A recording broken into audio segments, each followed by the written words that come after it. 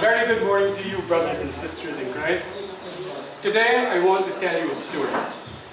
It is a story of healing and faith, or healing through faith. It may even be considered as faith healing. But the encounter I am going to tell you about is far removed from the types of faith healing that we sometimes witness or hear about nowadays. The story to which I am going to refer you is found in St. Matthew's Gospel, chapter 15, verses 21 to 28. I am going to use the New Revised Standard Version, NRSV, but will make a reference to the King James Version at verse 25, as I think the differences in wording illustrates a valuable point. As I read the story, I will take time out to explain various aspects of it, so that by the time we reach the end, we should have a good understanding of what has taken place. So, let's begin. Verse 21. Jesus left that place and went away to the district of Tyre and Sidon. To put the story into geographical context, the place which Jesus left was Gennesaret. Gennesaret was a small, fertile plain located on the west side of the Sea of Galilee. Capernaum, where Jesus lived, sat at the northern end of this plain. Now, while in Gennesaret, Jesus had healed many people who came to him from far and wide. The religious leaders of the Jews, the Pharisees and the scribes, they also came. They came up from Jerusalem, that's 85 miles to the south, and they criticized the teachings of Jesus and the actions of his disciples. You can refer to verses 1 to 9 in that same chapter. It was there in Gennesaret that Jesus had to point out that it is what lies in the heart of a man that defiles him, not that which enters the mouth. That's verses 10 to 15. So you can check those out for yourself. The religious leaders always seem to be on the lookout for opportunities to discredit Jesus and the disciples. It would be like striking your head against a brick wall to try to get the leaders to understand what true religion really meant. I guess if you were in Jesus' shoes, we would find it all depressing and stressful. We would probably want to take off for a while and go somewhere else for a little peace and quiet. Well, that is what Jesus did. Jesus left Palestine, which is Jewish territory, and he goes about 30 miles further north to the cities of Tyre and Sidon. Now, Tyre and Sidon were Canaanite cities, not Jewish ones. So Jesus is, in a manner of speaking, on foreign soil. These cities were prosperous provinces of Rome. They had a flourishing trade. The people were very proud and thought highly of themselves, no doubt. Nevertheless, they were pagan cities and they worshipped many gods. Verse 22. Just then a Canaanite woman from that region came out and started shouting, "Have mercy on me, Lord, Son of David. My daughter is tormented by a demon." The woman was a Gentile and descended from the Canaanites who inhabited Syria and Palestine at the time of the judges of Israel. The Jews had little respect for the Gentiles and thought them to be of little worth, so much so that they often used the term dog to signify their low opinion of them. This perspective by the Jews has an important bearing on our story. Jesus, who had come to the Canaanite region to have a bit of privacy and peace, has been found by this woman. Somehow, she discovers that he is somewhere around the place, as we would say in Pages. She seeks him out, she finds his whereabouts, and she makes a constant appeal to him for help. The Tyndale New Testament commentary explains that Lord here is probably no more than a polite address. But the appeal to Jesus as Son of David, and in my opinion, her responses to Jesus' statements, shows that she has a more than superficial awareness of Jesus' role as Messiah with the Jews. It might be worthwhile to consider that often the demons were aware of the nature of Jesus and would call his status as Son of God or Holy One of Israel. However, in this case, the woman was not the one possessed of a demon, so to me, her words are more indicative of her understanding. Why, you may ask, does this foreign woman bombard Jesus, a Jew, to ask him for help? How does she dare to speak to him, to appeal to him, not once, not twice, but often? First, she's a woman, and that is a black mark against her. Second, she's a Gentile, so that is another black mark. So, in baseball terms, she has 2 strikes against her, and she looks in danger of having a 3rd strike, because Jesus seems unwilling to reply to her constant calling. I guess today we would call this harassment.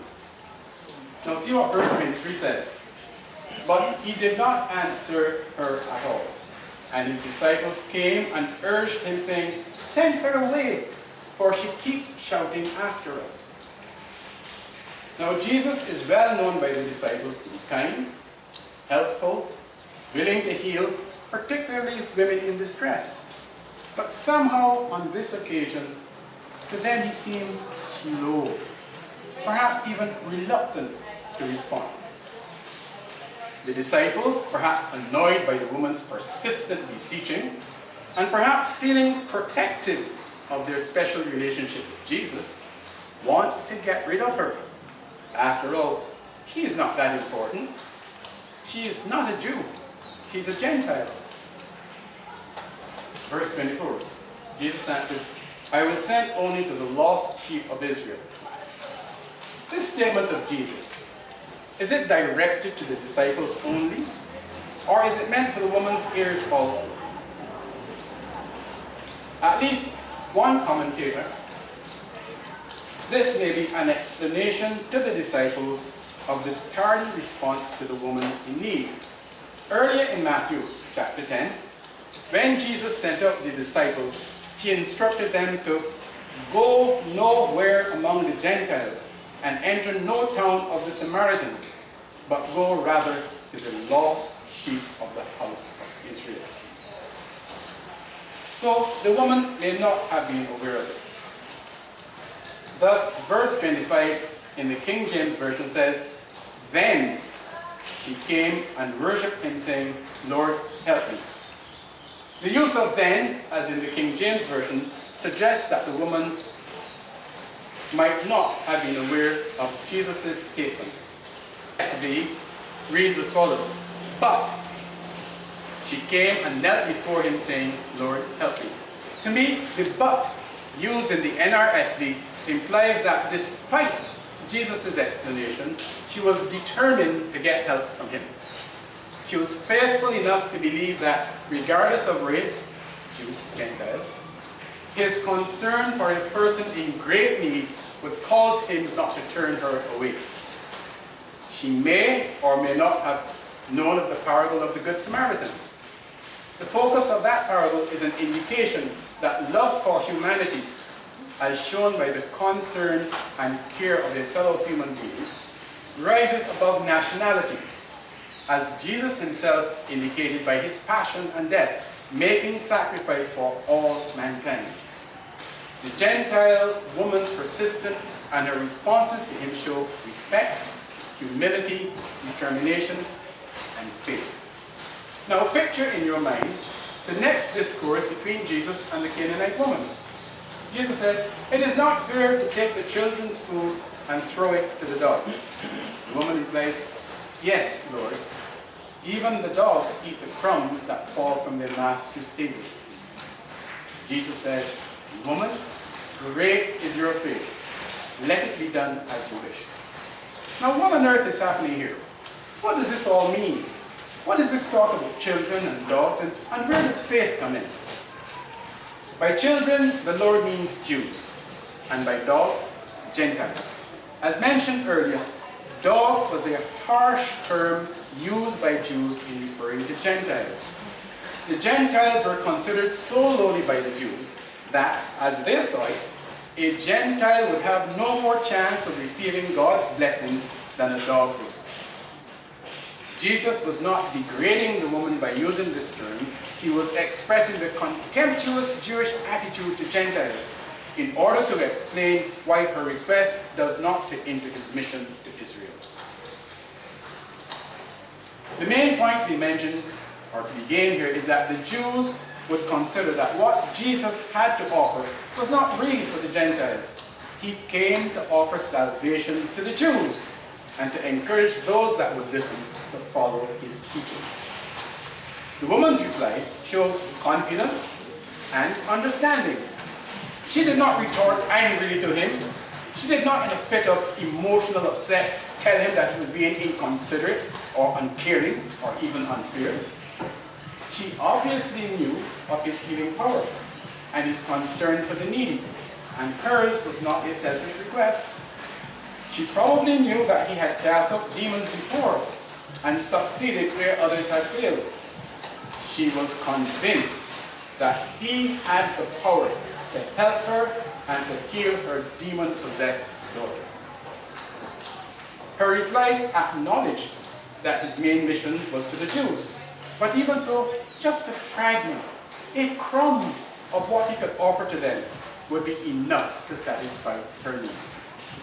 She was confident of his power, of his ability to go beyond racial and cultural boundaries to bring salvation to her and to her daughter.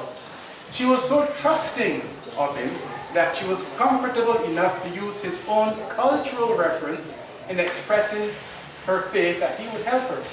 She knew that he had the power and she asked him to use it. She did not just tentatively hope that he would reach out and heal. She expected that he would. So great was her faith. That faith was recognized by Jesus and he granted her wish. Her daughter was healed instantly. Like the Roman centurion's faith, chapter 8, verses 5 to 10, the woman's faith is praised. And Jesus replies to her in similar vein. Let it be done as you wish. That's what he said to the woman. Let it be done according to your faith. That's what he said to the centurion. There was instant healing in both cases. These are examples of healing from afar, as there's no indication that the ailing person was present. And also, those who made the appeal to Jesus were not the persons who were afflicted. What are we to gain from this story? What do the behaviors of the main characters show us? Jesus. Regardless of religious affiliation, Jesus will use his healing and saving power for those who request it and have sincere faith in him. We are not told that this particular woman is a widow, but as no husband is mentioned, it is likely. And like the widow of Zarephath, it was the great need of her child that brought her to God. It was fitting that both widows should receive help from a God who cares especially for widows and orphans. Deuteronomy 10:18, Psalm 146, verse 9. Second, we should learn not to be hasty to dismiss others, particularly those whom we feel are not our equals, either culturally or spiritually, whether of our own religious affiliation or otherwise. As one of our hymns, 245, declares, and in a rhythm familiar to all of us, we should always have in mind that Jesus is for all of us. He has come into our territory, and we must have faith and go to find him personally. We must ask for his help and have faith in his power. We must be patient and we must persevere. We must not give up at the first apparent setback. Jesus come for all. Check it out. Jesus come for all. Na da da da da da da da da da. Right, but we won't get through it all. Thank you. Amen. All right, let's stand up. Up.